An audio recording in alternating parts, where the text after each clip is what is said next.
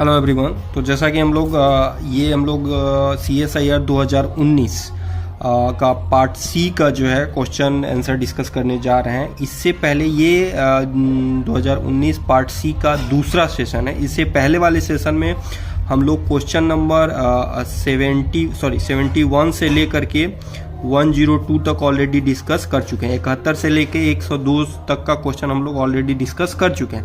अब 103 से लेकर के बाकी 145 तक हम लोग इस सेशन में डिस्कस करने वाले हैं। तो अगर आपने पिछले सेशन को नहीं देखा है तो देख लीजिएगा, इसमें सारे क्वेश्चंस आपको ऑलरेडी मिल जाएंगे।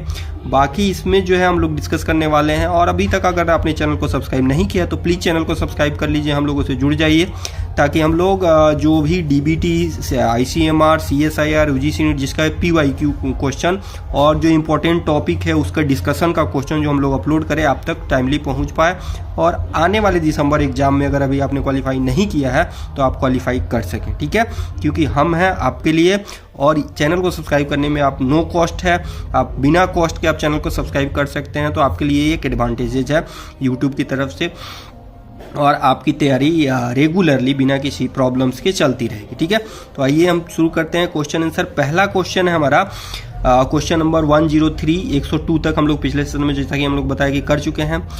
Blue light receptor CRY1 binds to COP1 and SPA1 complex by interacting with C terminal region of CRY1 in a light dependent manner. Regulate photomorphogenesis via transcription factor HY5. Read the following statement. ठीक है, अब ये statement दिया हुआ है, statement के basis पे क्या बताना है हमको। Which of the following combination of above statement will result in photomorphogenesis. ठीक है, अब ध्यान दीजिए, ब्लू लाइट रिसेप्टर कौन सा है, CRY1 बाइंड्स टू COP1, ठीक है, and SPA1 complex by interacting with C terminal region. ठीक है, अब ये यहाँ पे मान लीजिए कि ये एक साइट है, ठीक है, जिसपे कौन सा ब्लू लाइट रिसेप्टर CRY1 ये यहाँ पे क्या बाइंड कर रहा है, आपका CRY1 बाइंड कर रहा है। ठीक है, C terminal region of CCT। ठीक है, अब ये किससे बाइंड कर रहा है, आपका CCT से। Binds to COP1 and SPA1 complex by interacting with CCT, sorry, तो ये आपका है CRY1 और ये है आपका COP1। ठीक है, और इधर से आपका क्या आ रहा है, SPA1। ठीक है, अब इन दोनों की जो बाइंडिंग है, वो किसको फैसिलिटेट करती है, हाई 5 को। किसको फैसिलिटेट करती है, हाई 5 की बाइंडिंग को फैसिलिटेट करती है। ठीक है, अब कह रहा है कि CRY1 से कौन बाइंड कर रहा है, हाई 5। हाई 5 क्या है, एक ट्रांसक्रिप्शन फैक्टर है, और ये ट्रांसक्रिप्शन फैक्टर क्या काम करता है, रेगुलेट करता है फोटोमॉर्फोजेनेसिस को।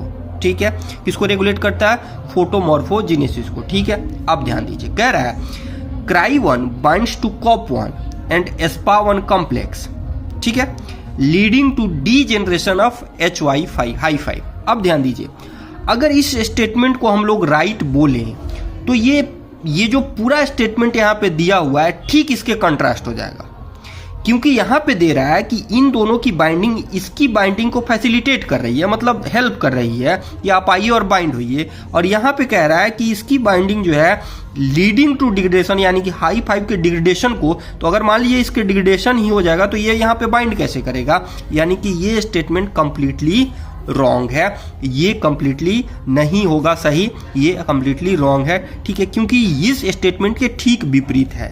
ठीक, अब है CRY1 binds to COP1 and SPA1 complex and prevent degradation of HY। बिल्कुल सही बात है, प्रिवेंट कर सकती है, क्योंकि प्रिवेंट करेगी तभी ये आके यहाँ पे बाइंड कर सकता है, पहला स्टेटमेंट। अब देखिए, पहला ए जो अगर आपका गलत हो गया तो आप दो ऑप्शन को पहले ऐसे ही छांट सकते हैं। ठीक है, तो आपका ऑप्शन नंबर 1 छट गया और ऑप्शन नंबर 3 छट गया। अब दूसरा क्या है कि तीसरा ऑप्शन क्या है, CCT is a over express and the plants are kept in dark. देखिए, ध्यान दीजिएगा, अब CCT अगर ओवर एक्सप्रेस हो जाता है, यानी कि ओवर एक्सप्रेशन का मतलब होता है कंट्रोल हट गया।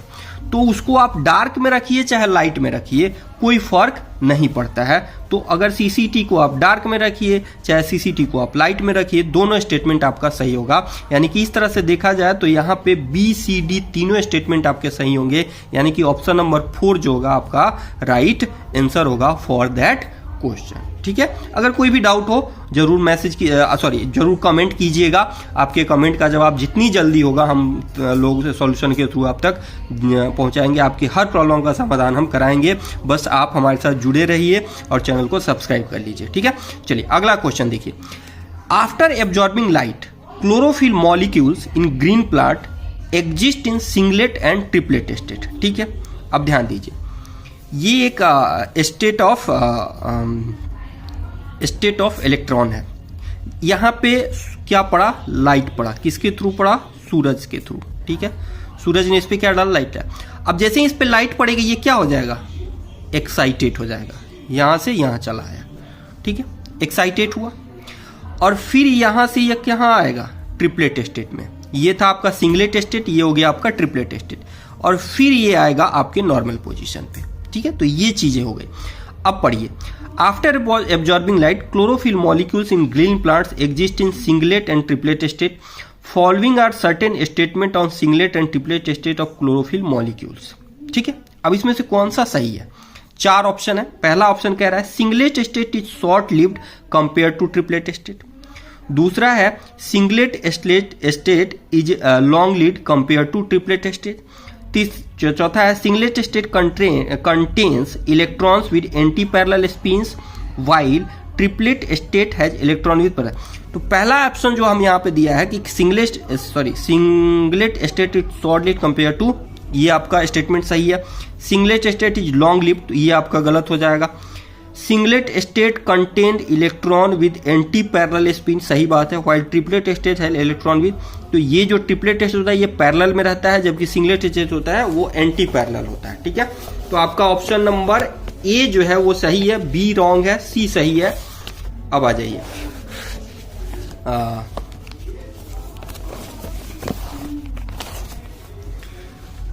तो हमने कहा कि आपका ए सही था कि आपका सिंगलेट स्टेट जो होता है वो आपका क्या होता है, शॉर्ट लिव्ड होता है compare to triplet state. Triplet state जो होता है तो यहाँ पे हम लिख देते हैं, आपका सिंगलेट स्टेट जो होता है वो आपका शॉर्ट लिव्ड होता है, जबकि ट्रिपलेट जो होता है वो आपका लॉन्ग लिव्ड होता है। ठीक है, तो ऑप्शन नंबर ए सही था। ऑप्शन नंबर सी हमने बताया कि सही था, बी गलत था। डी देख लेते हैं, singlet state contain electron with parallel, no ये पैरेलल नहीं होगा, यहाँ पे आपका होगा आता है एंटी पैरेलल।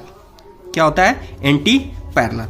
तो यानी कि आपका डी जो ऑप्शन है वो भी आपका गलत है, यानी कि ऑप्शन नंबर ए और सी आपके राइट है। यानी कि आंसर जो होगा यहाँ पे ऑप्शन नंबर 3 जो होगा आपका राइट आंसर होगा।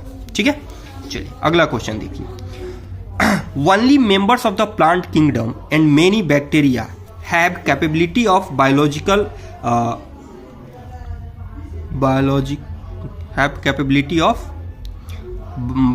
nitrogen reduction.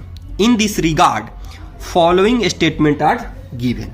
ठीक है, अब कह रहा है पहला option, nitrogen is normally taken by the plant in their fully oxidised form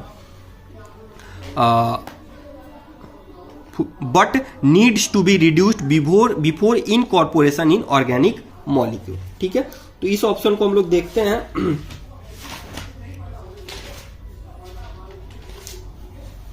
इसमें जो होता है पहला जो आपका पहले इस सीक्वेंस को समझ लीजिए। पहला आपका सीक्वेंस होता है कि नाइट्रेट जो है, नाइट्रेट से बनता है आपका नाइट्राइट, और नाइट्राइट से आपकी फाइनली बनता है रिड्यूस्ड फॉर्म ऑफ, मतलब that nitrogen that is called ammonia. अब ये प्रोसेस जो होते हैं कहाँ पे संपन्न होते हैं ये भी समझ लीजिए इसी के साथ। तो नाइट्रेट से जो नाइट्राइट बनता है, ये आपका नाइट्रेट है और ये आपका नाइट्राइट है। ठीक है, तो नाइट्रेट से जो नाइट्राइट बनता है वो आपको बनता है साइटोप्लाज्म में। साइटोप्लाज्म में बनता है। जबकि नाइट्राइट से जो अमोनिया बनता है वो आपको बनता है क्लोरोप्लास्ट में। तो ये बना साइटोप्लाज्म में और ये बना क्लोरोप्लास्ट में। ठीक है, ये समझ गए। अब ऑप्शन पढ़िए।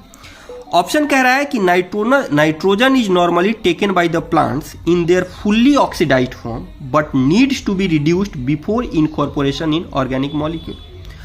अब ये आपका ऑक्सीडाइज्ड फॉर्म है, इससे क्या बना, नाइट्राइट बना, ऑक्सीडाइड नाइट्राइट बना, और नाइट्राइट से क्या हुआ, ये रिड्यूस्ड हुआ, NH3 बन गया, बना, तो ये रिड्यूस्ड फॉर्म ऑफ नाइट्रोजन है। तो यानी कि ऑप्शन नंबर ए जो है वो आपका राइट है। दूसरा कहता है conversion of oxidised nitrogen into reduced nitrogen needs energy in the form of NADP plus. No, NADP plus नहीं, NADPH। ठीक है, तो NADPH के फॉर्म में इसको चाहिए होता है, यानी कि ऑप्शन नंबर बी जो है वो आपका रॉन्ग है। कह रहा है तीसरा option, the metal associated with the enzyme nitrate reduced is magnesium. No, it's not magnesium, it's molybdenum, MO, it's molybdenum. ठीक है, हम आपको एक चीज और बता दें कि प्लांट्स में मैक्सिमम ऐसे एंजाइम्स होते हैं उसमें जो को फैक्टर यूज किए जाते हैं मेटल के फॉर्म में, वो ज़्यादातर मेटल जो होते हैं D and F ब्लॉक के होते हैं, यानी कि उनका मॉलिक्यूलर नंबर जो होता है 21 से लेकर के 30 तक का होता है। जैसे कि फेरस हो गया, मॉलिब्डेनम हो गया, जिंक हो गया, कोबाल्ट हो गया, ये सारे कहाँ आते हैं, आपके 21 से लेकर के 30 में आते हैं। मॉलिब्डेनम का 25 होता है, फेरस का 26 होता है, कोबाल्ट का 27 होता है, आपका जिंक का 30 होता है, तो ये सारे, स्कैंडियम 21 होता है। तो ये सारे जो किस में आते हैं, D and F ब्लॉक में आते हैं। तो ये भी चीज़ ध्यान में रखिए, ये भी पूछा जा सकता है कि मैक्सिमम किससे यूज किए जाते हैं। ठीक है, तो मैक्सिमम मेटल किस ब्लॉक से आते हैं, तो दैट इज D ब्लॉक, सीधे आप बोल सकते हैं D ब्लॉक से आते हैं, यानी कि ऑप्शन नंबर सी भी आपका गलत है। यहाँ पे मैग्नीशियम नहीं, मॉलिब्डेनम होता है। ठीक है, उसके बाद आता है nitrate reduction takes place in the cytoplasm where as nitrite reduction takes place in chloroplast. जैसे नाइट्रेट रिडक्शन से क्या बना, नाइट्राइट बना, और नाइट्राइट रिडक्शन से क्या बना, अमोनिया बना। तो नाइट्राइट रिडक्शन से, सॉरी, नाइट्रेट से नाइट्राइट कहाँ बन रहा है, साइटोप्लाज्म में, हमने लिखा हुआ है यहाँ पे साइटोप्लाज्म, सही है। और नाइट्राइट से अमोनिया कहाँ बन रहा है, क्लोरोप्लास्ट में। तो यानी कि ऑप्शन नंबर डी आपका राइट है, यानी कि यहाँ पे ऑप्शन नंबर 4 आपका राइट आंसर होगा फॉर दैट क्वेश्चन। ओके, चलिए अगला क्वेश्चन पढ़िए। During interaction with host, phytopathogens are known to deliver effector proteins directly into the host cells. The following statements were made regarding the role of these effector proteins. ठीक है, अब देखिए, एक फाइटोपैथोजन का मतलब होता है कि वैसा पैथोजन जो प्लांट को इन्फेक्ट कर रहा हो। किसको, फाइटो मतलब प्लांट को इन्फेक्ट कर रहा हो। ठीक है, इन्फेक्ट किया, इन्फेक्ट करने के बाद क्या किया, प्लांट के अंदर उसने एक इफेक्टर प्रोटीन्स जो है डिलीवर कर दिया। जैसे मान लीजिए प्लांट सेल है, प्लांट सेल में बैक्टीरिया ने इन्फेक्ट किया और बैक्टीरिया ने कुछ प्रोटीन्स जो है यहाँ पे डिलीवर किए। ठीक है, अब इस प्रोटीन से रिलेटेड रिगार्डिंग कुछ इफेक्टर प्रोटीन से रिगार्डिंग यहाँ पे कुछ स्टेटमेंट दिए हुए हैं। उस स्टेटमेंट को बताना है कि इसमें से कौन सा स्टेटमेंट करेक्ट है और कौन सा इनकरेक्ट है। चलिए, पहली बात, अब चूंकि ये पैथोजन है तो पहले एक चीज कंसेप्ट समझ लेते हैं। चूंकि ये पैथोजन है तो कहीं ना कहीं प्लांट्स को हानि ही पहुंचाएगा, उसके ग्रोथ में, उसके डेवलपमेंट में कोई हेल्प इसके द्वारा नहीं हो सकता है। तो उसी हिसाब से स्टेटमेंट को पढ़ेंगे। पहला है मे प्रमोट पैथोजन वायरुलेंस। बिल्कुल सही बात है कि पैथोजन्स की वायरुलेंसी को बढ़ाएगा ताकि वो अच्छे से प्लांट को डैमेज कर सके, ये सही हो सकता है।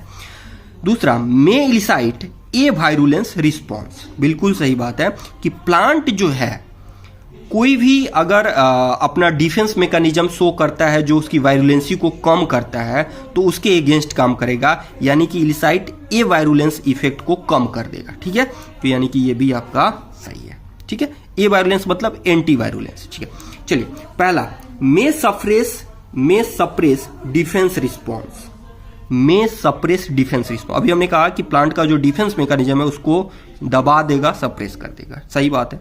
मे प्रमोट प्लांट ग्रोथ। हमने अभी कहा कि चूंकि ये पैथोजन है तो कहीं ना कहीं प्लांट को डैमेज करेगा, उसकी डेवलपमेंट, उसकी ग्रोथ में कोई हेल्प नहीं करेगा। लेकिन यहां पे हमारा स्टेटमेंट कर रहा है मे प्रमोट प्लांट ग्रोथ, तो कोई भी पैथोजन प्लांट की ग्रोथ को क्यों हेल्प करेगा, यानी कि ये आपका रॉन्ग आंसर है, यानी कि ए बी सी, यानी कि ऑप्शन नंबर 3 जो होगा इस क्वेश्चन के लिए आपका राइट आंसर होगा। चलिए अगला क्वेश्चन है, ग्राफिकल क्वेश्चन है, समझेंगे इसको।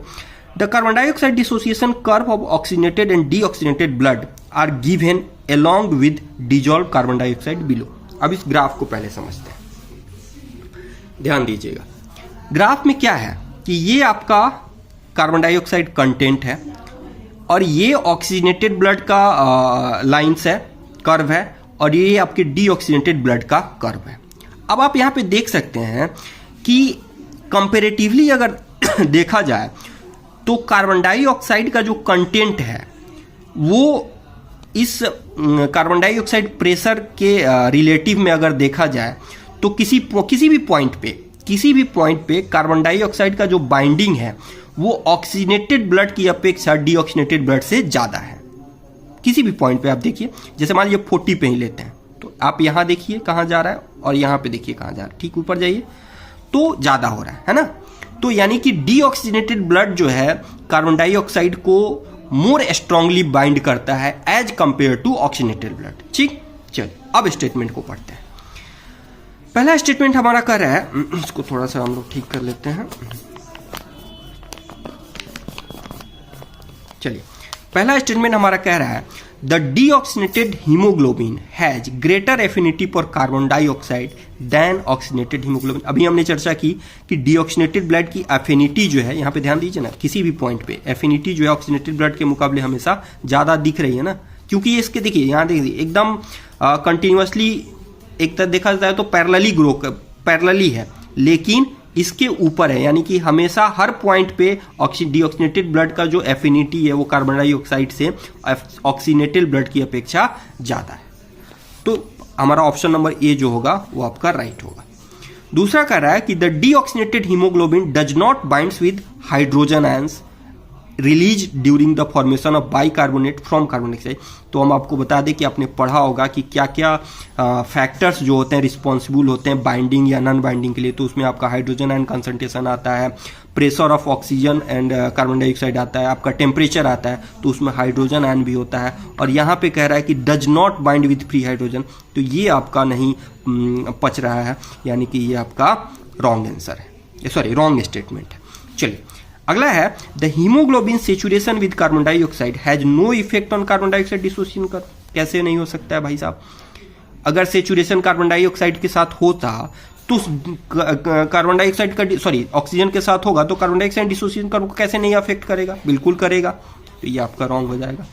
Oxygen and carbon dioxide binds to haemoglobin at different site, ये सही बात है कि दोनों के लिए, चूंकि आपका जो एफिनिटी होता है प्रोटीन्स का आपने पढ़ा होगा डॉकिंग, तो हर मॉलिक्यूल के लिए उसकी एफिनिटी हर पॉइंट पे अलग अलग होती है, तो ऑक्सीजन और कार्बन डाइऑक्साइड के लिए भी अलग होगी, यानी कि option number A and D यानी कि ऑप्शन नंबर 4 जो होगा आपका राइट आंसर होगा।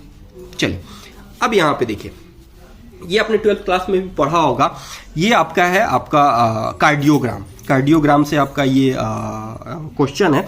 तो कार्डियोग्राम को हम थोड़ा सा यहाँ पे ड्रॉ कर लेते हैं, पहले आप थोड़ा सा समझ सकते हैं उसको। ये आपके थोड़ा सा एलिवेटेड सोर्सेस से शुरू होता है और जिसको हम लोग कहते हैं पी, थोड़ा आगे जाएगा, थोड़ा सा नीचे आएगा और फिर जंप करेगा ऊपर की तरफ, फिर नीचे आएगा, फिर थोड़ा सा ऊपर जाएगा, फिर थोड़ा सा बढ़ने के बाद एक बनाएगा और फिर आपका इधर आएगा, बना के खत्म हो जाएगा। ठीक है, फिर ये चीजें रिपीट होंगी। अब इसको पॉइंट को नाम क्या देंगे? ये that is called P, that is called Q, R, S, T and U, फिर से अपना रिपीट होगा। ओके, ये दैट इज ये है आपका क्या है? कार्डियोग्राम है, जो आपको जब आप किसी पेशेंट का कार्डियोग्राम देखते हैं तो आपको ईसीजी या ईसीजी भी आप देखते हैं तो आपको इसी तरह का ग्राफिकल प्रेजेंटेशन आपको मिलता है, रिपीट के फॉर्म में। ठीक है, चलो अब यहां पे आते हैं। अब कह रहा है पी आर इंटरवल, तो पहले इसमें हम नोट कर लेते हैं कि P R interval Q R S Q T S T. चलिए, तो पी आर कहाँ पे क्या होगा, यहाँ पे, यहाँ देखिए पी आर जो है पहला पी आर, फिर है क्यू आर एस, तो क्यू आर एस देखा जाए तो क्यू से लेकर के एस तक, तो ये हो जाएगा आपका क्यू आर एस, ठीक है।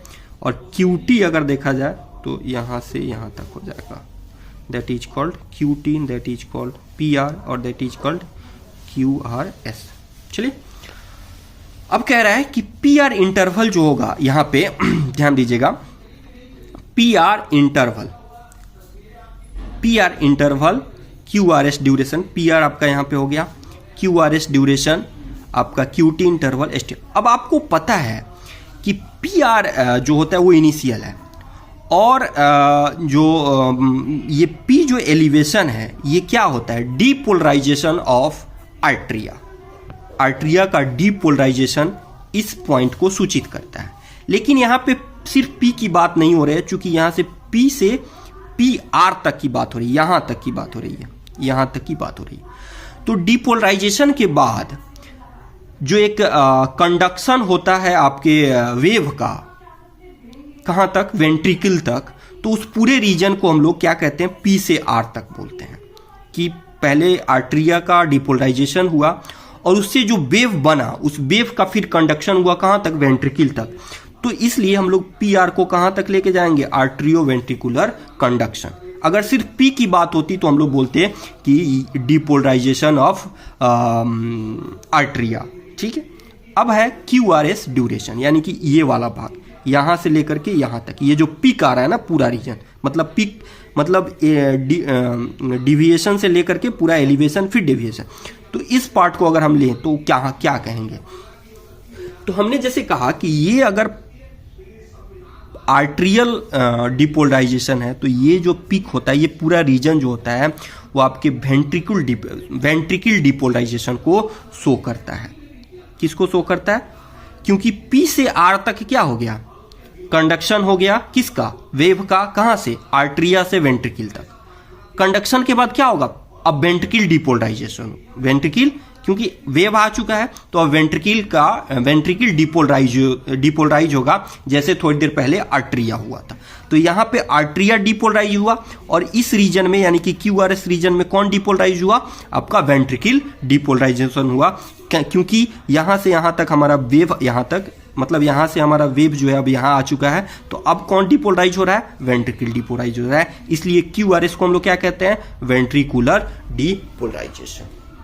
ओके, अब है आपका क्यूटी यानी कि यहां से अब डिपोलराइजेशन हुआ तो एक्शन पोटेंशियल शो करेगा अपना, तो यहां से यहां तक वो अपना एक्शन पोटेंशियल दिखाता है क्यू से टी तक, यानी कि यहां चल गया। चौथा जो बचा एस टी, वो आपका प्लेटू रीजन जो होता है, वेंट्रिकल पोटेंशियल का जो प्लेटू रीजन है वो आपका वेंट्रिकल का लास्ट यहाँ पे शो करता है। दैट मीन्स ऑप्शन नंबर 2 जो होगा यहाँ पे राइट होगा। फिर से एक बार समझ लीजिए, आर्ट्रिया डिपोलराइज हुआ, उससे जो वेव बना वो यहाँ से यहाँ तक लेके आया, that is P R interval.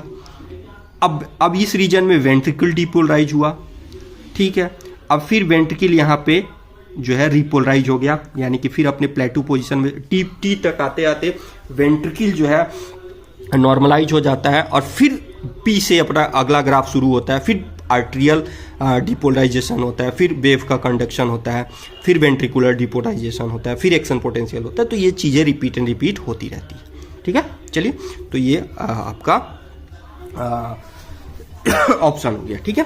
चलिए, अब आइए अगले क्वेश्चन की तरफ।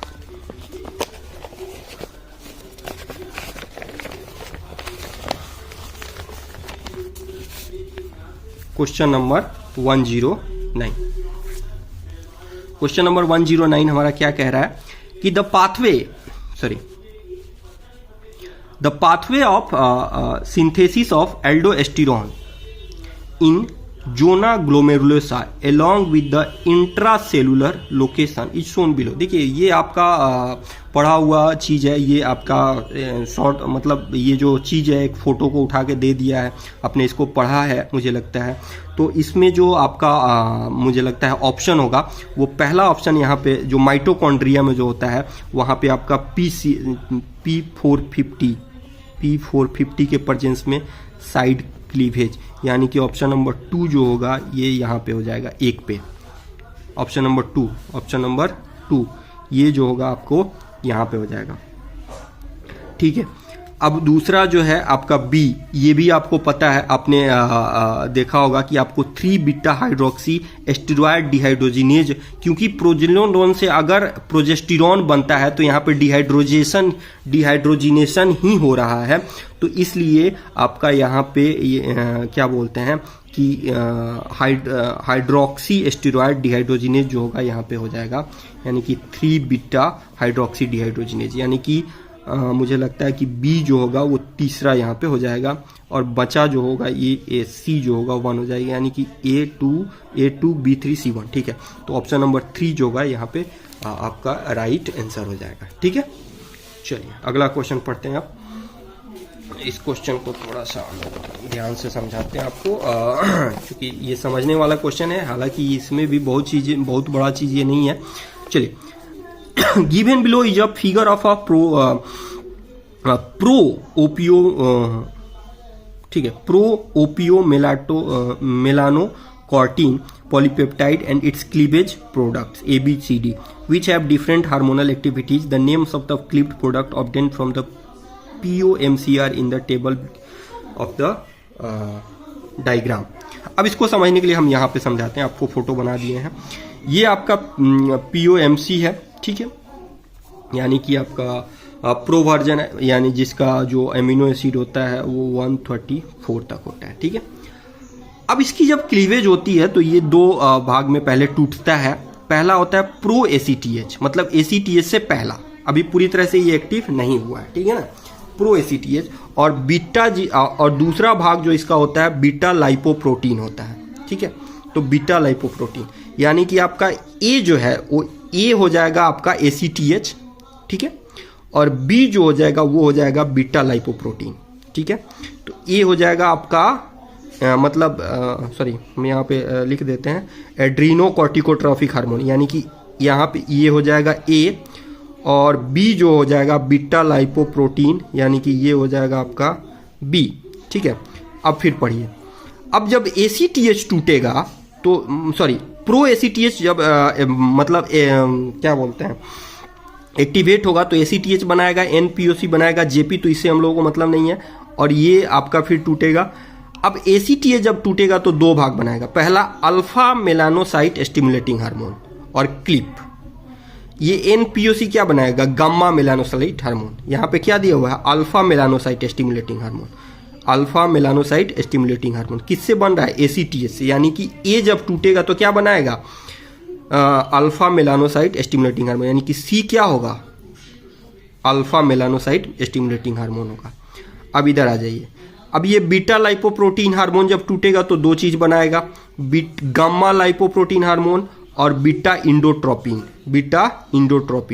तो हमारा ये इंडोट्रोपिन क्या हो जाएगा, डी हो जाएगा, ठीक है।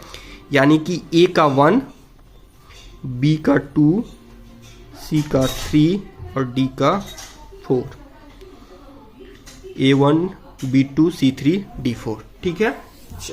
यहाँ पे ऑप्शन देख लीजिए किस ऑप्शन में आपका ये अवेलेबल है। तो ऑप्शन नंबर 1 जो है आप यहाँ पे A1 B2 C3 D4 continuously है, आप यहाँ पे देख सकते हैं, ठीक है। चलो अगला क्वेश्चन देखिए, during prolonged illumination rhodopsin is desensitized, which leads to termination of visual response. The associated proteins and their effect are given below, ठीक है। चलिए इसको पढ़िए।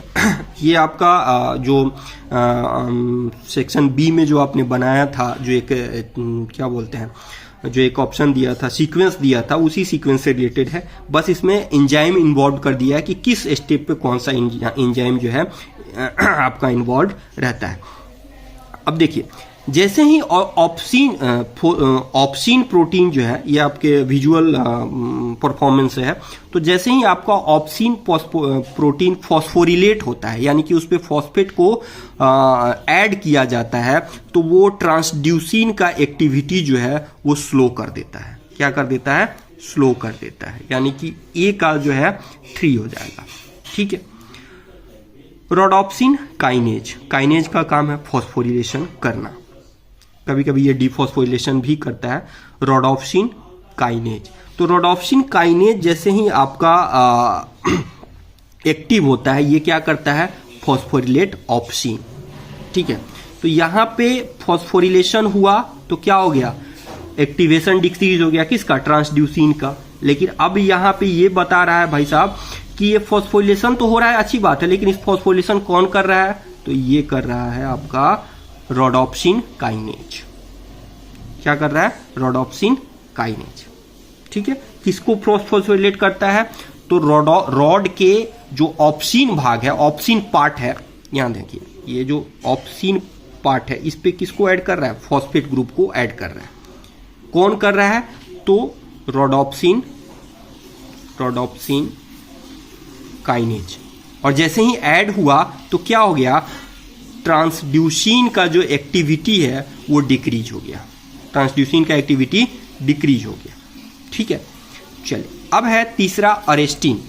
अरेस्टिन भाई क्या करता है? ये भी आपको बाइंड करता है, किससे जाकर के? ऑप्सिन पार्ट ऑफ फोटोरोडोप्सिन चाहे रोडोप्सिन। तो ये आपके बाइंड करेगा फॉस्फोरिलेटेड ऑप्सिन से। किससे बाइंड करेगा? फॉस्फोरिलेटेड ऑप्सिन से। ठीक है, अगला है फॉस्फेटेज। फॉस्फेटेज, आप देखिए, ये काइनेज का उल्टा होता है। क्या करता है? काइनेज का उल्टा होता है, यानी कि ये फॉस्फेट ग्रुप को रिमूव कर देगा।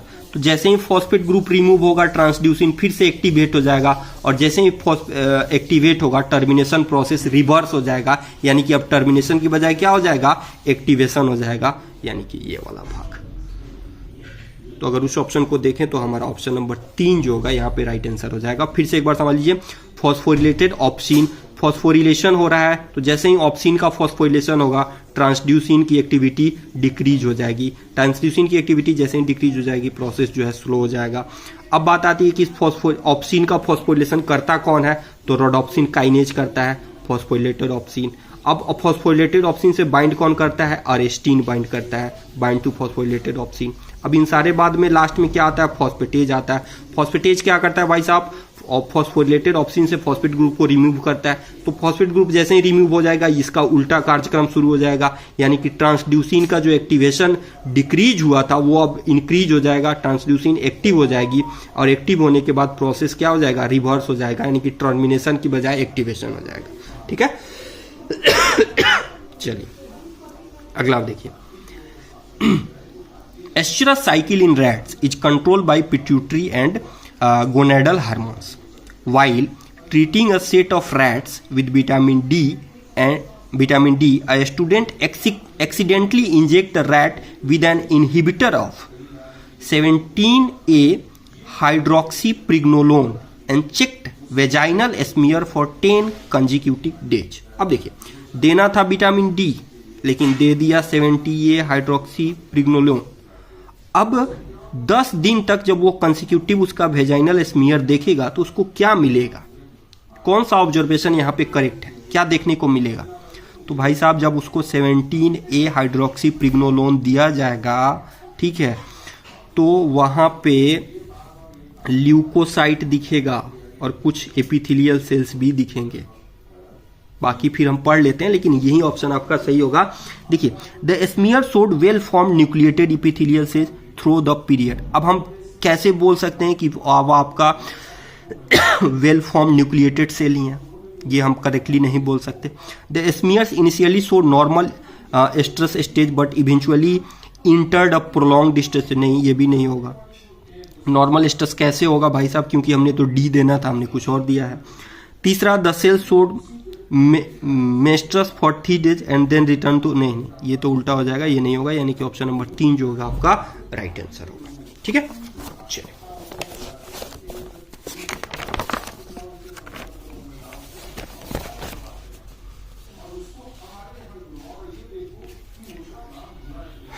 अब ध्यान दीजिए यहाँ पे पहला क्वेश्चन है, सॉरी अगला क्वेश्चन है, centromere position can be mapped in linear tetrad in some fungi. A cross was made between two strain A B A plus B plus and 100 linear tetrad were analyzed. The genes A and B are located on two arms of the chromosome. The tetrad were divided into 5 classes as shown below. ठीक है, चलिए अब ध्यान दीजिए यहाँ पे। अब आपको यहाँ पे देखना है first divisional segregation and second divisional segregation. अब पहले थोड़ा सा हम समझ लेते हैं फर्स्ट डिविजनल सेग्रीगेशन और सेकंड डिविजनल सेग्रीगेशन होता क्या है। अब जैसे यहाँ पे पहले समझ लीजिए, ये आपका ए और बी है, ठीक है, तो ये आपका 2 क्रोमोजोम है आपका, इस पे एक ये है एक बी है, यहाँ पे एक ये प्लस है एक बी प्लस है, ठीक है, यहाँ भी आपका हो जाएगा ए बी और ये हो जाएगा बी प्लस और ए प्लस, ठीक है। तो अगर फर्स्ट डिविजनल सेग्रीगेशन होगा सेंट्रोमियर्स के बीच तो आपको क्या देखने को मिलेगा, ध्यान दीजिएगा। फर्स्ट डिविजनल सेग्रीगेशन में ध्यान दीजिए, ये बी बी है, ये ए है, A plus B plus B plus. अब आपको 2 चीज देखने को मिल सकता है, या तो आप ये देखेंगे, इसको हटाइए, यहाँ पे हम एरो लगा देते हैं, ठीक है, हम आपको समझा देते हैं। या तो आप देखेंगे यहाँ पे ध्यान दीजिए ए और ए प्लस बी बी, ठीक है, और चूंकि अब ए प्लस इधर आ गया है तो यहाँ पे हो जाएगा ए, अब इधर ए वाला इधर ए आ गया और ए प्लस बी प्लस और बी प्लस। ये एक ऑब्जर्वेशन आपको ये दिखेगा। अगर फर्स्ट डिविजनल सेग्रीगेशन हुआ तो क्या हुआ, ए जो होगा इसका सेंट्रोमियर के बीच क्रॉसिंग ओवर हुआ है, सिर्फ एक ब्रांच का, ठीक है। या आपको दूसरा क्या दिखेगा, अब यहाँ पे, अब दूसरा इसी में हम आपको समझाते हैं, चाहे यहाँ पे समझ लीजिए, ए ये रह गया, ये हो जाएगा बी एंड बी प्लस, और दूसरे क्रोमोसोम में क्या हो जाएगा, अब यहाँ पे हो जाएगा बी ऊपर था, अब यहाँ पे बी और बी प्लस, ए और ए। मेरी बात समझ गए ना। अब अगर इस चीज को समझ लिए हैं तो यहाँ पे आप आसानी से समझ सकते हैं। अब ये इसने कहा कितने का टेट्राड का एनालिसिस किया जा रहा है, 100, और उस 100 को इस ऑब्जर्वेशन के बेसिस पे 5 क्लासेज में बांटा गया है, जिसमें से 15 क्लास 1 में है, 100 में से 15, 100 में से 29 क्लास 2 में है, 52 आपके क्लास 3 में जो कि सबसे ज़्यादा है, 2 आपको 4 में है, 5। अभी इस ऑब्जर्वेशन पहले आप इसको समझ लीजिए, फिर इस स्टेटमेंट को पढ़िएगा तो आपका पता चल जाएगा कि कौन सा स्टेटमेंट रॉन्ग है एंड कौन सा स्टेटमेंट राइट है, ठीक है। चलिए अब देखिए, ये देखिए इधर बी बी है और इधर ए और ए प्लस है। यहाँ आइए देखिए समझिए, इधर बी बी है और इधर ए और ए प्लस है, that is first divisional segregation हुआ कि नहीं हुआ, समझते जाइएगा, हुआ कि नहीं हुआ, ध्यान दीजिएगा। चलिए तो अब इधर ए कर दीजिए और इधर बी कर दीजिए, ठीक है। अब यहाँ पे आइए, एफ डी एस, अब यहाँ पे आइए बी प्लस ए और ए प्लस, ठीक है। तो बी में क्या हुआ है, ए की बात अगर करें तो फर्स्ट डिविजनल सेग्रीगेशन हुआ है, लेकिन बी की हम लोग बात अगर करें तो क्या हुआ है, सेकेंड डिविजनल सेग्रीगेशन है, फर्स्ट डिविजनल नहीं है। अब फिर यहाँ पे आ जाइए, ए की अगर हम लोग बात करें तो सेकेंड डिविजनल सेग्रीगेशन, बी की हम लोग बात करें तो B plus first divisional segregation. अब यहाँ पे आ जाइए, ये दोनों में आपको सेकेंड डिविजनल सेग्रीगेशन है क्योंकि दोनों बराबर है, B B A plus B plus, तो बी सेकेंड डिविजनल सेग्रीगेशन, ठीक है। सेकेंड डिविजनल में आपको कोई डिफरेंस नहीं रहेगा, दोनों सिमिलर होगा, दोनों सेम एलील होंगे, ठीक है। फिर ए इधर आ जाइए, ए में क्या हुआ है, A plus B plus first divisional segregation, और बी में भी फर्स्ट डिविजनल सेग्रीगेशन। देखिए यहाँ पे भी देखिए B plus B plus, A plus A plus. अब यहाँ पे आ जाइए,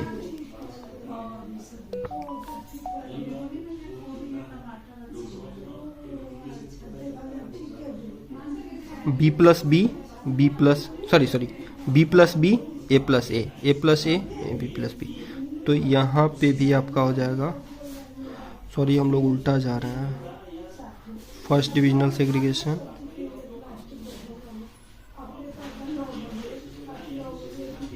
नहीं, ठीक है। तो यहाँ पे भी आपका हो जाएगा B B B plus A plus B B plus B A plus A. अब देखिए यहाँ इधर भी चेंज हुआ है और इधर भी चेंज हुआ है, अभी इधर भी चेंज हुआ है, यानी कि आपका ये हो जाएगा S D S and S D S. ठीक है, चलिए अब आ जाइए, अब ऑब्जर्वेशन को पढ़िए। पहला कर रहा है class 1 is a result of cross over between A and the centromere. हमने आपको क्या समझाया था यहाँ पे कि अगर ए और ए प्लस मिल रहा है, चाहे बी ए और ए प्लस यहाँ पे मिल रहा है, जो कि यहाँ पे सीक्वेंस है, तो क्या हुआ है, ब्रांच और सेंट्रोमियर के बीच क्या हुआ है, क्रॉसिंग ओवर हुआ है, यानी कि ऑप्शन नंबर ए जो है आपका राइट हो जाएगा। Class 2 is a result of double cross over involving 3 stand between A and the centromere. देखिए यहाँ पे 3 स्टैंड्स की बात ही नहीं है, क्योंकि यहाँ पे दोनों सिमिलर है, यहाँ पे ये भी सिमिलर है, तो सिर्फ बी और बी प्लस की बात हो रही है, तो यहाँ पे 3 स्टैंड की इन्वॉल्वमेंट हो ही नहीं सकती है। Class 5 is a result of double cross over between A and centromere B. Double cross over यहाँ पे नहीं है। Class 4 is a result of double cross involving all the 4 stand. अब देखिए यहाँ पे क्या हो रहा है, ऑल द 4 स्टैंड यहाँ पे बात हो रहा है ना। तो देखिए यहाँ पे क्या है, जैसे यहाँ पे 3, जैसे यहाँ पे अगर हम पहली में बात करें तो सिर्फ एक स्टैंड इन्वॉल्व हुआ है, और वो कौन सा है, ए। लेकिन यहाँ पे देखिए बी और बी प्लस यानी कि इसमें भी क्रॉस हुआ है, ए और ए प्लस यानी कि इसमें भी क्रॉस हुआ है, फिर बी और बी प्लस यानी कि यहाँ भी क्रॉस हुआ है, और फिर ए और ए प्लस यानी कि यहाँ भी, यानी कि चारों स्टैंड, यानी कि ये भी इन्वॉल्व है, ये भी इन्वॉल्व है, ये भी इन्वॉल्व है और ये भी इन्वॉल्व है, यानी कि चारों स्टैंड यहाँ पे इन्वॉल्व है, यानी कि ऑप्शन नंबर 4 जो है आपका राइट आंसर होगा। या sorry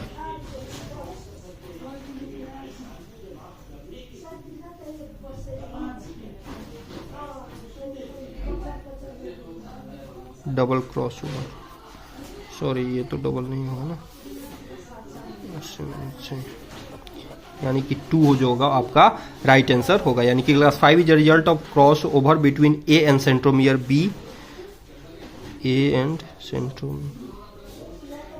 centromere and B, A plus B plus A plus B plus. ठीक है, तो आपका ऑप्शन नंबर सी जो होगा राइट आंसर होगा। ठीक है, चलिए अगला क्वेश्चन 104।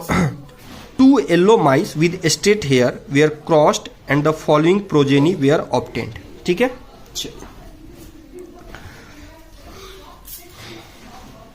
यहाँ पे आपको येलो माइस है और स्ट्रेट हेयर है। तो येलो माइस और स्ट्रेट हेयर्स का मतलब क्या हुआ, 2 अलग अलग कैरेक्टर क्या क्रॉसिंग के असॉर्टमेंट की बात हो रही है, कि क्रॉसिंग की बात हो रही है। तो अगर डबल क्रॉसिंग ओवर कराया जाता है तो क्या स्टेटमेंट आता है, 9:3:3:1। ठीक है, तो यहाँ पे ये 9 होगा, ये 3 होना चाहिए, ये 3 होना चाहिए, ये 1 होना चाहिए। ठीक है, अब ऑप्शन कह रहा है कि the ratio 6:2:3:1 ratio obtained here indicate recessive epistasis. तो रिसेसिव इपिस्टेटिस की बात तब आता है जब यहाँ पे ऑप्शन 9:3:4 हो जाता है, यानी कि ये जो लास्ट वाला है वो एक साथ जुड़ जाता है, तब रिसेसिव इपी, यानी कि यहाँ पे 9:3:4 होगा, तब आपका इसको बोलते हैं रिसेसिव इपिस्टेटिस, यानी कि ये आपका रॉन्ग होगा। This cross concerns 2 independent character body colour, सही बात है, 2 कलर्स हैं, येलो है और आपका हेयर है, ये आपका राइट आंसर है, राइट ऑप्शन है। तीसरा है the deviation of the dihybrid ratio from 9:3:2 may be due to one of the genes being recessive lethal. हो सकता है कि रिसेसिव लीथल हो, जिसके कारण ये कुछ आपको, जैसे यहाँ पे 9:3:2, जैसे 9 4 13 3 16 हो रहा है, लेकिन यहाँ पे गिनिए 6 और 2 8 8 3 11 6 2 8 8 3 11 11 1 12, यानी कि 4 कम हो रहा है। तो रिसेसिव लीथल का मतलब होता है कि वो जो क्या बोलते हैं कि वो ट्रेट जो है एपियर ही नहीं हुए और वो डेड कर गए, जिसके कारण उसको बोलते हैं रिसेसिव लीथल। यानी कि दो छोटे, जैसे मान लीजिए कि स्मॉल आई जुड़े तो ये लीथलिटी शो करते हैं, यानी कि ये ट्रेट एपियर ही नहीं होगा, यानी कि ये इंडिविजुअल जिंदा ही नहीं रहेगा जिसकी गिनती की जाए, इसलिए यहाँ पे गिनती कम हो जाती है और वो गिनती से बाहर हो जाते हैं, डेड कर जाते हैं। तो ये सही हो सकता है, ऑप्शन नंबर सी जो है राइट हो सकता है। The lethal is associated with the state here, नहीं हो सकता, क्योंकि स्टेट हेयर यहाँ पे ऑलरेडी, यहाँ पे ध्यान दीजिए, स्टेट हेयर एपियर है, येलो स्टेट हेयर, तो अगर ये लीथल होता तो एपियर नहीं होता, इसकी भी गिनती नहीं होती यहाँ पे, ठीक है। तो ये लीथल, ये आपका ऑप्शन जो है राइट नहीं होगा, यानी कि बी और सी जो है आपके राइट होंगे, यानी कि ऑप्शन नंबर 1 जो है आपका राइट आंसर होगा। चलिए इस पेडिग्री में समझिए, A family was examined for a given trait which is represented in the pedigree shown below. Further, the degree of expression of the trait is highly variable among members of the family. Some are only slightly affected while others developed severe symptoms at any early stage. ठीक है, चलिए यहाँ पे समझते हैं। कह रहा है the following statement are made to explain pattern of inheritance shown in the pedigree. Option को पढ़िए। X linked dominant mutation, X linked dominant mutation.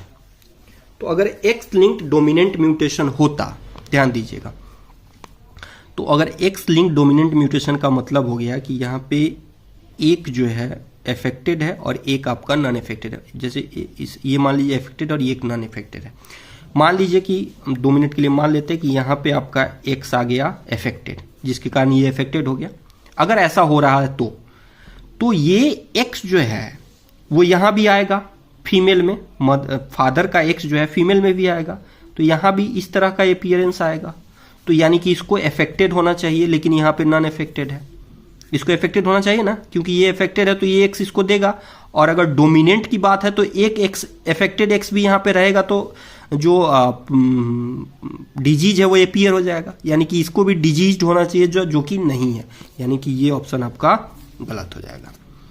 X linked recessive mutation, X linked recessive mutation. अब देखिए x linked recessive mutation का बात होता है, that means इसका मतलब है कि ये दोनों अफेक्टेड है, तभी यहां पे डिजीज हो रहा है, ठीक है, अच्छी बात है। लेकिन इस फीमेल में तो ये मदर जो है सिर्फ एक ही अफेक्टेड एक्स दी होगी, एक एक्स तो इसके पिता से आ रहा है, फिर भी ये डिजीज है, फिर भी ये डिजीज शो कर रही है ना। तो इसका तो अगर एक एक्स का जो हम लोग वो देखे, पेडिग्री देखे, तो ये एक अफेक्टेड एक्स इसको मदर से मिल रहा है और एक नॉर्मल एक्स इसके पिता से मिल रहा है, यानी कि इसको इस हिसाब से कैरियर होना चाहिए, लेकिन ये डिजीज्ड है, यानी कि ये भी सही नहीं है, रिसेसिव भी नहीं है ना। अब है माइटोकॉन्ड्रियल इनहेरिटेंस। माइटोकॉन्ड्रियल इनहेरिटेंस आपको पता है कि माइटोकॉन्ड्रियल इनहेरिटेंस हमेशा मैटरनल इनहेरिटेंस होता है, यानी कि माइटोकॉन्ड्रिया हमेशा मदर से आता है, वो चाहे फीमेल्स में हो चाहे मेल में हो।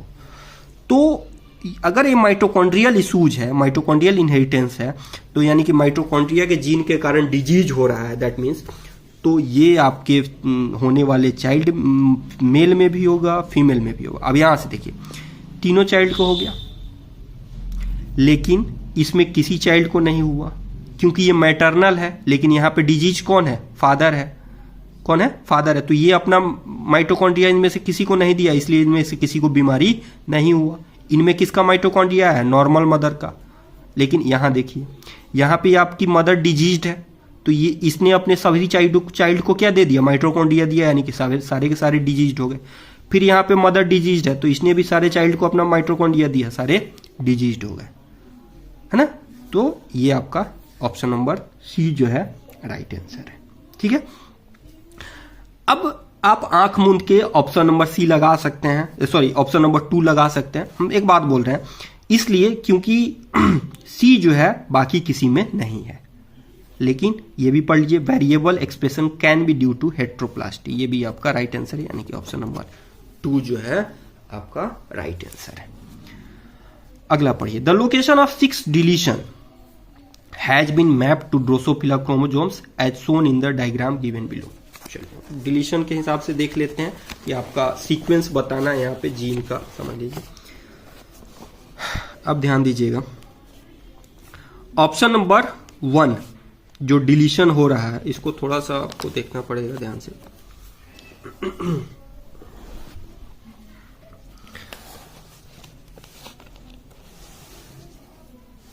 इसको देखिए, डिलीशन नंबर 1, डिलीशन नंबर 1, ठीक है। अब आइए, सिर्फ एक ही जगह पे है ना, एक ही में कॉमन है, तो यहां पे देखिए एक में कौन सा कॉमन है, सॉरी, एक में कौन सा कॉमन है, बी, सिर्फ बी में म्यूटेशन है, इसमें भी सिर्फ एक ही था, ठीक है, यहां भी सिर्फ एक ही में म्यूटेशन हो रहा है, यानी कि पहला जो आपका जीन होगा वो हो जाएगा बी, ठीक है। अब इधर आ जाइए, डिलीशन नंबर 2, डिलीशन नंबर 2 किसमें किसमें कॉमन है, आपके 1 और 2 में कॉमन है, मतलब यहां भी है यहां भी है। तो 2 की अगर हम लोग बात करें तो 2 कहाँ कहाँ म्यूटेटेड है, यानी कि सी, यानी कि सी हो जाएगा 2, ठीक है। फिर अब आ जाइए तीसरे डिलीशन पे, डिलीशन नंबर 3। तो डिलीशन नंबर 3 जो है, आपको ध्यान दीजिएगा, 1 2 और 3 ऊपर से 1 2 3 4 5, यानी कि ऊपर से 1 2 3 4, पांचवें में नहीं है, छठे में है। यहाँ पे आ जाइए, ध्यान दीजिए, 1 2 3 4, पांचवें में नहीं है, छठे पे, यानी कि डी जो हो जाएगा आपका तीसरा हो जाएगा, ठीक है। फिर आप आ जाइए डिलीशन नंबर 4। तो डिलीशन नंबर 4 पहले से ऊपर 1 में नहीं है, 2 में नहीं है, तीसरे में है, तो 3 और 4 में है, पांचवें में नहीं है, छठे पे है। तो 3 4 में है, पांचवें में नहीं है, छठे पे है, तो 3 4 में है, पांचवें में नहीं है, छठे पे, यानी कि सी जो हो जाएगा आपका चौथा नंबर जीन हो जाएगा। फिर आप आ जाइए डिलीशन नंबर 5, ये 4 5 और 6 में है, 4 5 और 6 में है, तो 4 5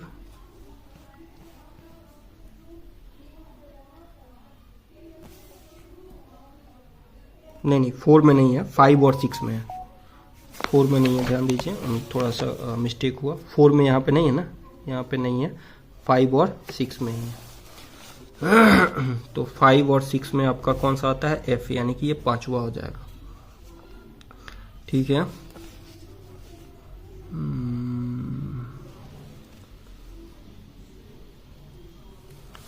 फिर आपका ध्यान दीजिएगा,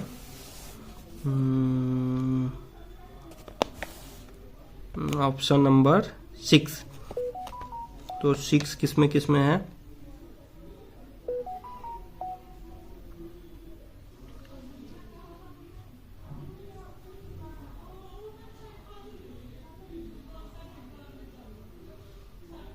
सिक्स आपको सिर्फ 1 2 3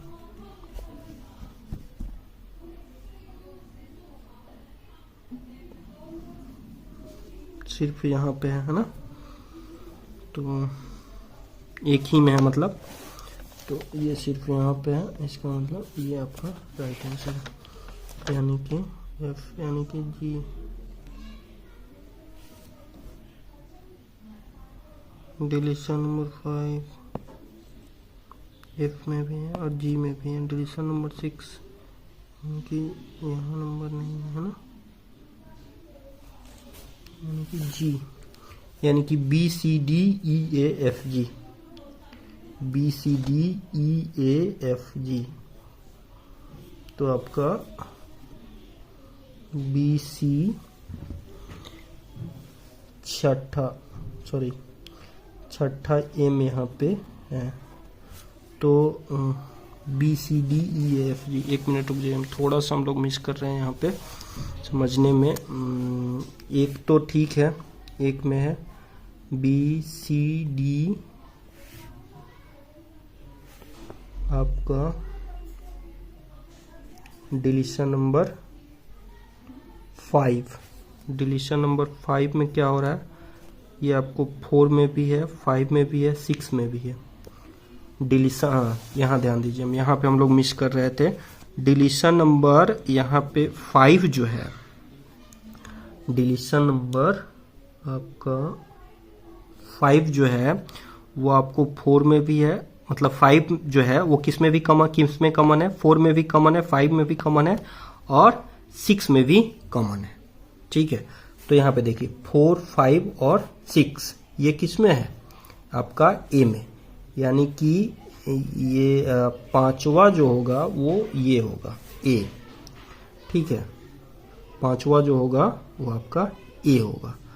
अब बात आता है डिलीशन नंबर 6। डिलीशन नंबर 6 किसमें, डिलीशन नंबर 6 जो है किसमें कॉमन है, डिलीशन नंबर 6 में कॉमन है और 5 में कॉमन है। तो डिलीशन नंबर 6 जो है वो आपको 5 में कॉमन है और 6 में कॉमन है, यानी कि ये हो जाएगा आपका छठा। ठीक है, तो बी हो जाएगा 1, सी हो जाएगा 2, यानी कि अभी हिसाब से देखा जाए तो बी, सी, डी, चौथा है ई, पांचवा है ए, छठा है एफ और बचा क्या लास्ट, यानी कि आपका ये जो है ऑप्शन राइट हो जाएगा। ठीक है, एक बार से फिर से समझिएगा, कोई परेशानी होगा तो जरूर कमेंट करके आप पूछ सकते हैं। ठीक है, चलिए।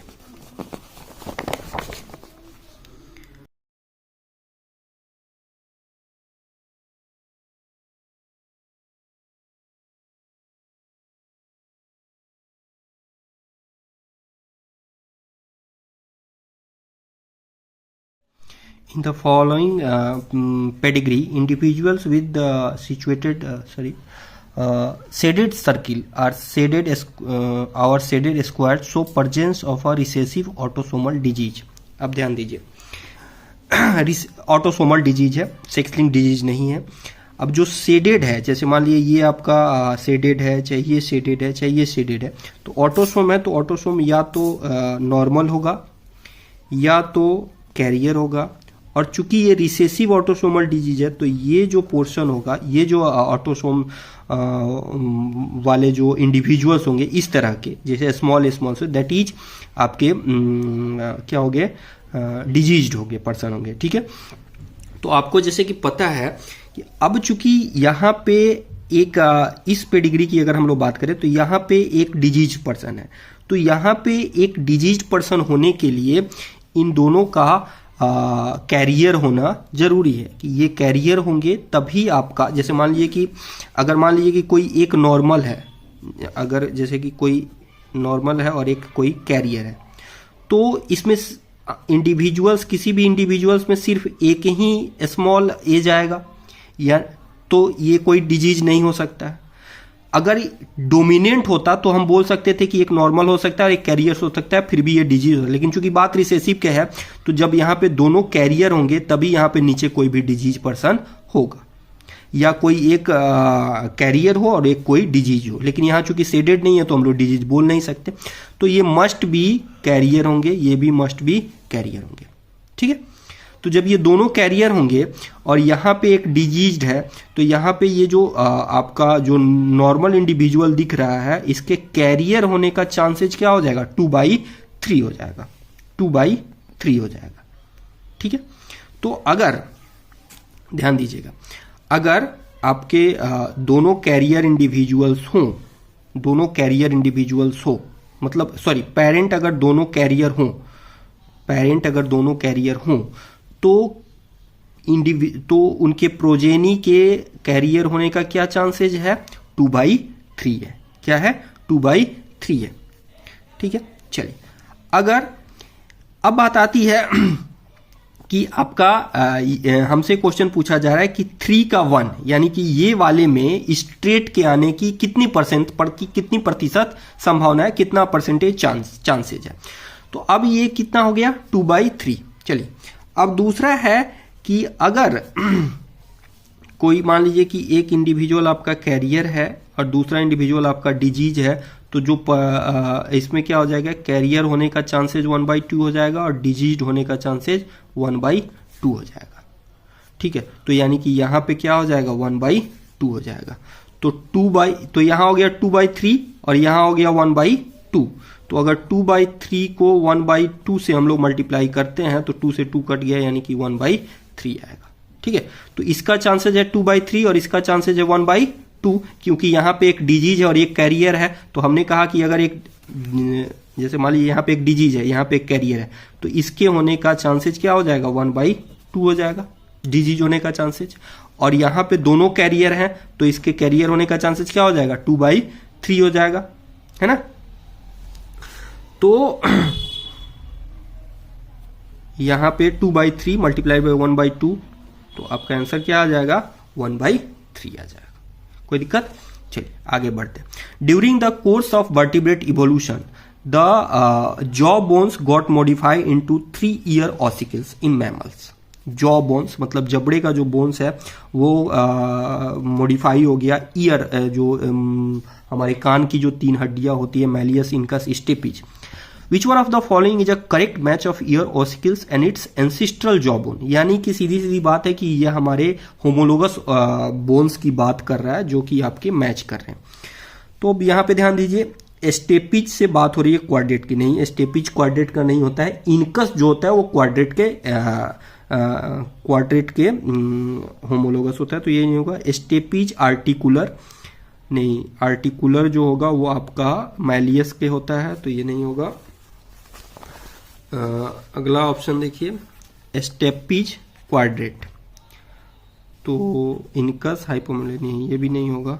स्टेपिज हाइपोमैंडिबुलर, ठीक है, इनकस क्वाड्रेट के होगा, मैलियस आर्टिकुलर के, तो ये आपका राइट आंसर हो जाएगा। तो स्टेपिज जो होगा हाइपोमैंडिबुलर के होमोलोगस होता है, इनकस जो होता है क्वाड्रेट का होमोलोगस होता है, और मैलियस जो होता है आर्टिकुलर के होमोलोगस होता है। चलिए, ये आपका प्लांट एनाटॉमी से बेस्ड आपका क्वेश्चन है, इसको ध्यान से देखिए। सॉरी, प्लांट एनाटॉमी बोल रहे हैं, फिश के एनाटॉमी से रिलेटेड क्वेश्चन है। इसमें देख लीजिए, समझ सकते हैं आप, थोड़ा सा इसमें हम बहुत ज़्यादा एक्सप्लेन नहीं करेंगे आपको।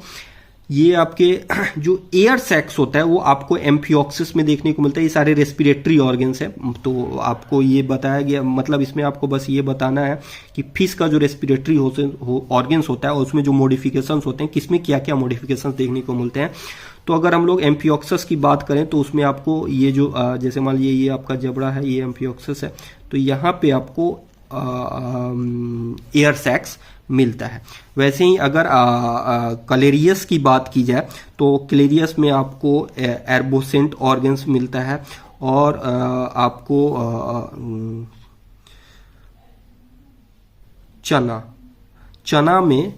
में जो है सुप्रा ब्रोंकियल कैविटी मिलता है। सुप्रा ब्रोंकियल कैविटी का मतलब हो गया कि, सॉरी, जैसे ये आपका यहाँ पे आपका वो होता है ब्रोंकाई होता है, तो ब्रोंकाई के ऊपर एक कैविटी होता है, एयर सैक्स की तरह का ही कैविटी देख लीजिए, तो उसको यूटिलाइज करता है रेस्पिरेशन के वक्त। जैसे एम्फियोक्सिस एयर सैक का यूटिलाइजेशन करता है, वैसे ही आपका चना जो है सुप्रा ब्रोंकियल कैविटी का इस्तेमाल करता है। ठीक है, तो कलेरियस में हो जाएगा आपका ये, तो ऑप्शन नंबर 3 जो है आपका इसके लिए राइट आंसर है। ठीक है, आप एक बार फिश का एनाटोमी, आप एयर सैक्स बस देख सकते हैं, आप उसका एनाटोमी देख सकते हैं, थोड़ा सा आपके लिए में भी हेल्पफुल होगा। चलिए, अगला है the term expression some of the development interns और specific body structure are seen in a column X and names of animals are there associated with the column Y. Torsion and detorsion आप देखते हैं कि female Apple Snell's में देखा जाता है। आप एप्पल स्नेल का देखें तो देखते हैं कि घुमावदार रहता है, और उसमें से जो उसका जेली निकलता है उसमें भी torsion and detorsion, right handed and left handed जिसको बोलते हैं, उस तरह का टॉर्सन रहता है। तो टॉर्सन और डिटॉर्सन जो होता है वो एप्पल स्नेल में देखने को मिलता है। मेटाजेनेसिस ओबेलिया में देखने को मिलता है। आपका निडेरिया ग्रुप का मेंबर्स है ओबेलिया में। आप देखते हैं कि ओबेलिया और जेलीफिश, जैसे मान लीजिए ये होता है आपका ओबेलिया जो कि स्टैकर्ड रहता है, और इससे जब सेक्सुअल रिप्रोडक्शन होता है तो आपका जेलीफिश इस तरह का बन जाता है। तो और ए सेक्सुअल रिप्रोडक्शन से आपका जेलीफिश बनता है, और फिर सेक्सुअल रिप्रोडक्शन से आपका ओबेलिया बन जाता है। तो इसको हम लोग बोलते हैं मेटाजेनेसिस। ठीक है, ध्यान दीजिएगा कि ओबेलिया से एसेक्सुअली आपका जेलीफिश बनता है, और जेलीफिश से सेक्सुअली आपका क्या बन जाता है, दो मतलब गैमिट बनते हैं, गैमिट फ्यूज करके वह क्या बना लेते हैं, ओबेलिया बनाते हैं। तो इसको हम लोग बोलते हैं मेटाजेनेसिस, अल्टरनेट जनरेशन भी बोला जाता है। चलिए, एपोलाइसिस का मतलब होता है कि discharge of faeces into the host, ठीक है। तो ये काम कौन करता है? Taenia. Taenia is a parasite, human parasite. और पेड्रिकलेरिया ये आपके स्टारफिश में देखा जाता है, ठीक है। तो ऑप्शन नंबर ए जो होगा आपका राइट आंसर यहाँ पे, sorry no option number A नहीं, ऑप्शन नंबर बी जो होगा यहाँ पे राइट आंसर होगा। ए का 4 हो जाएगा, बी का 2 हो जाएगा, सी का 3 हो जाएगा, डी का 1। तो ऑप्शन नंबर 2 जो होगा यहाँ पे राइट आंसर आपका हो जाएगा, ठीक है। चलिए, the table list characteristic anatomical features and names of plants. तो यहाँ पे आपका जो ऑप्शन है ये आपके प्लांट एनाटॉमी से बेस्ड है। जो बॉटनी के स्टूडेंट होंगे उनके लिए ज़्यादा हेल्पफुल है, उनके लिए प्लस पॉइंट है ये। प्रोस्टेट जाइलम सराउंडेड फ्लोएम, ये आपको सिलेजिनेला से होना चाहिए। एक मिनट देख लेते हैं।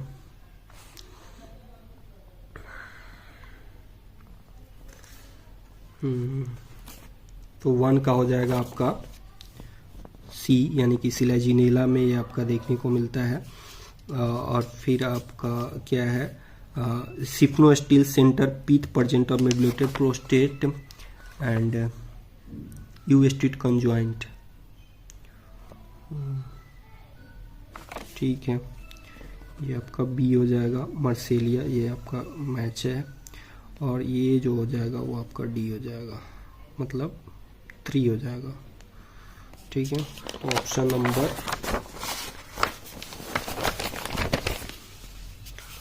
1 जो है आपका राइट आंसर है यहाँ पे, ठीक है। प्लांट एनाटॉमी बेस्ड क्वेश्चन है, आप देख सकते हैं अगला क्वेश्चन भी प्लांट एनाटॉमी से ही है। यहाँ पे आपको ओमिया, ठीक है। तो ये जो 16 एपोस्पोरिक है आप देख सकते हैं। बाकी पॉलीगोनम में आपको जो है